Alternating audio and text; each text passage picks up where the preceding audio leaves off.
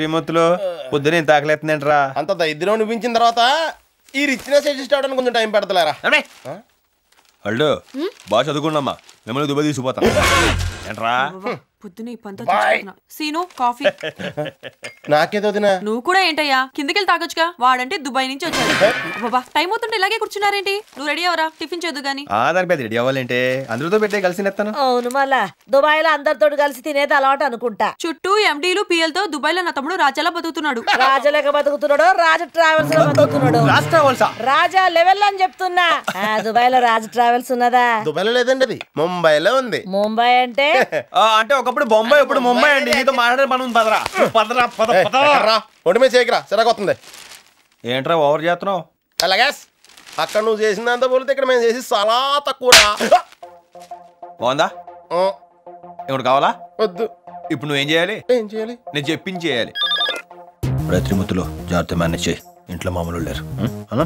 Hello ఎవరండి? ఎవరా గొంతు మర్చి మాట్లాడుతున్నావు? దుబాయ్ షేకు రమ్మని వాయిన్ చేస్తున్నాడు. వెళ్తే కోర్స్ ఆగిపోతే ఏదో మ్యారేజ్.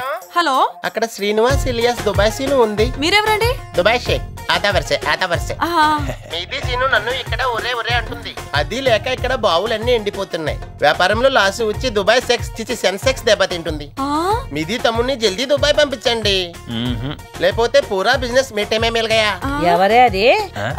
ఏక్ మినిట్. దుబాయ్ సేటు మా తమ్ముడిని అర్జెంట్ గా పంపించమని రిక్వెస్ట్ చేస్తున్నాడు. గిట్లి మాట్లాడుకోండి. హలో, కౌనే రేతు? ఇంటి యజమాని బోల్తా హే. మీది సీన్ది జల్దీ పంపిస్తుంది, లేకపోతే లాసు ఉంది. ఎంత లాసు? లక్ష రూపీస్. గడ లక్షలు ఉండవు కదా. మీకు సమాజ్ అవుతుందని గట్లా చెప్పిందే. అచ్చా, ఎవరు? దుబాయ్ సేట్ అండి మా తమ్ముడు పంపించమని బతులాడుతున్నాడు. ఇదిగోండి మీరు మాట్లాడండి. నాకు డౌటే. హలో, దుబాయ్ సెట్ మీకు దండం పెడుతుందయ్యా. ఈ గొంతు ఎక్కడ విన్నట్టుంది? ఫోన్ లో వింటుంది. మీది ఫ్యామిలీ దుబాయ్ రావాలని నాది ఆశ పడుతోంది. తిన్ముత్తులో అని మీ ఇంట్లో మోస్ట్ టాలెంటెడ్ పర్సన్ ఉంది అని మాకు తెలిసింది. దానికి ఇక్కడికి పంపిస్తే సినుని మించిపోతుంది. దానికి కూడా ఏసీ ప్రొవైడ్ చేయండి, అద్దెన్ కాఫీ ఇవ్వండి. అది కూడా ఫ్యూచర్ లో గ్రేట్ పర్సన్ అవుతుంది. దానికి ఎక్కువ ఎండలా పంపొద్దు. దానికి గంటకి ఒకసారి ఫ్రూట్ జ్యూస్ ఇవ్వండి. అరగంటకి ఒకసారి 2 వాతలు పెట్టుండ్రి.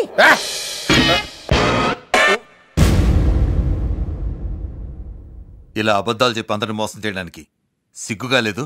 అంటే బావా ఇది చాలా వర్స్ట్ ఫ్లాష్ బ్యాక్ అన్నయ్య. దాన్ని ఇంకా నీచంగా నెరెక్ట్ చేస్తాడు. నువ్వు వినలేవు. నేను 3 ముక్కల్లో తేల్చేస్తానే. వీడు దుబాయ్ వెళ్దామని బొంబాయి వెళ్ళాడు. వీడు తింగరాడు కదా, ఈయన ఎవడో మోసం చేశాడు. తిరిగి వచ్చి ఇక్కడ సెటిల్ అయ్యాడు. నేనేం దాయలేదు అన్నయ్య. అంటే ఆయిల్ బౌలు పియ్యలు అన్ని అబద్ధాలేనా? అంటే అక్క మరేమో చిచి నీ మొహం నాకు చూపించు. అది జరిగింది చెప్పి నేను బాధ పెట్టే ఇష్టం లేక జరగని చెప్పిండు గంతేనా? ఓకే ఓకే, ఇక్కడ ఏదైనా ఉద్యోగం చూసుకుంటాడు. థాంక్స్ బావ. వాళ్ళు గప్పటిదాకా గీడేం చేస్తాడు? నువ్వు చెప్పింది చేస్తాడు. ఆహా, ఏంద్రా చేస్తావా? చేస్తానండి. గియ్యాలుంచి గీనికి ఏసు రూము కట్టు, బెడ్ కాఫీ కట్టు. ఏంద్రోయ్ మళ్ళీ నువ్వేం చేస్తావు? మీరేం చెప్తే అదే చేస్తాను మామగారు. రోజు పూట అన్నం బంద్ చెయ్యి. హాయ్. ఇదిగో అగండి ఎక్కడికి? మొన్న కూడా వచ్చి పెంట చేసేలారు. ఆ అమ్మాయి తెలియదని చెప్తుంది కదా, మళ్ళీ వచ్చారంటే ఇది చాలా తప్పు గురు. మేము వచ్చింది మీకోసం సార్. నా గురించా చెప్పండి. ఒకసారి మొదలు ఇదిగో మీతో లోపలిపోవడం లేదు. నన్ను పంపించండి. కుదరదు. అయితే ఇద్దరిని పంపించండి. అరే చెప్తుంటే వినపడదా? సిగ్గు లేదా? మనిషి కదా. ఎక్స్క్యూజ్ మీ సార్, ఇతను నాకు తెలుసు. అమ్మయ్యా ఇప్పటికైనా చెప్పారు, లేకపోతే ప్రతి ఏదో చీప్ అయిపోతుంది. అబ్బాయి మిమ్మల్ని కాదండి మా యాదవ్. ఇది చాలా కామెడీ గురు. అది సరే, మీరు ఆ రోజు రైల్వే స్టేషన్ కి ఎందుకు రాలేదు? ఆటోకి డబ్బులు లేక. సరే, మనం రెస్టారెంట్ కి వెళ్ళి మాట్లాడుకుందాం. సీను డబ్బులు ఉన్నాయంట్రా. సీను గారు, మా మావయ్య గురించి మీకు సరిగ్గా తెలియదు. చాలా దుర్మార్గుడు. తనతో పెళ్లి కొప్పుకోలేదని మా నాన్నని మెట్ల మీద నుంచి తోసేశాడు. నా వల్ల మీరు కూడా ప్రమాదంలో పడ్డాం నాకు ఇష్టం లేదు. దయచేసి వదిలేయండి. మీకు ఇష్టం లేదని చెప్పుంటే వెళ్ళిపోయేవాడిని, కానీ మీరు భయపడుతున్నారు. మిమ్మల్ని భయపడదని చెప్పను, మీ భయాన్ని పోగొడతాను.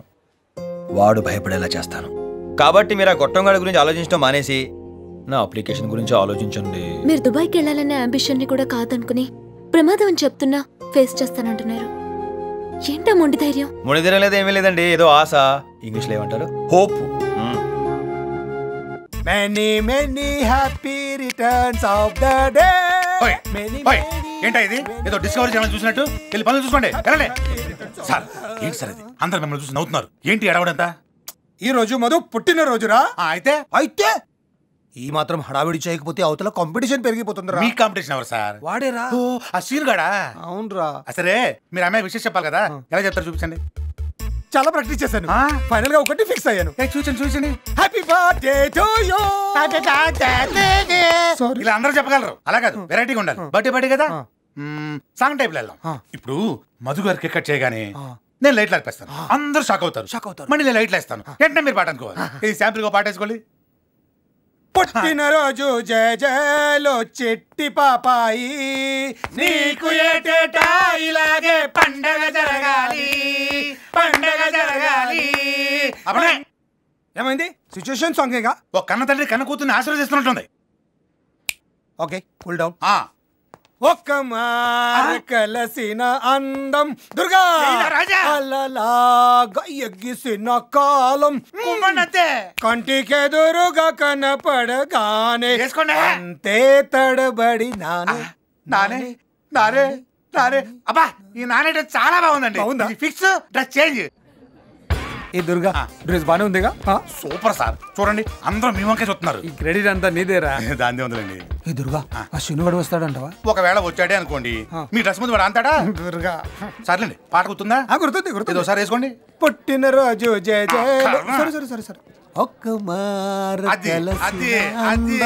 Many many happy returns of the day Madhu my darling thanks మాయ్. నీకోసమే దగ్గరుండి చేయించాను ఈ బుకే మామయ్య గారు మీద అభిమానంతో వాళ్ళు డబ్బులు కూడా తీసుకోలేదు పాపం సారీ సార్ ఏంటి ఇంకా కేక్ కట్ చేయలేదు అది నా కోసమే వెయిటింగ్ నేను వచ్చేసాను లెట్ us స్టార్ట్ కాలు పెట్టాడు కరెంట్ ఇదేంటండి మీరు స్టార్ట్ అంటే ఆఫ్ అయిపోయింది మనకి ఏమైనా బ్యాట్ నడుతుంటారా